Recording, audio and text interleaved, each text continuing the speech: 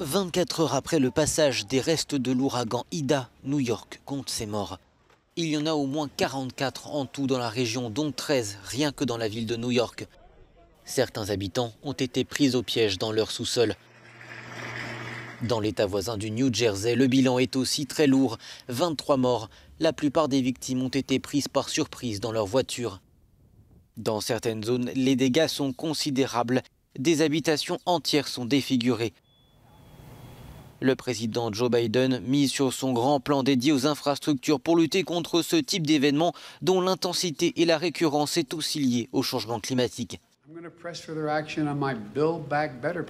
Je vais insister pour que l'on poursuive la mise en œuvre de mon plan qui prévoit des investissements historiques pour les installations électriques, la modernisation de nos routes, de nos ponts, de nos réseaux d'eau, d'égouts et de nos lignes de transmission afin de rendre toutes ces installations plus résilientes face aux tempêtes, incendies et inondations qui vont se produire avec une fréquence et une férocité croissantes. Ces derniers jours, l'ouragan Ida, les incendies de forêt dans l'ouest, les crues soudaines à New York et dans le New Jersey nous rappellent une fois de plus que ces tempêtes et la crise climatique sont bel et bien là. Joe Biden doit se rendre ce vendredi en Louisiane, 5 jours après le passage d'Ida qui a fait en tout 13 morts dans cet État, au Mississippi et en Alabama.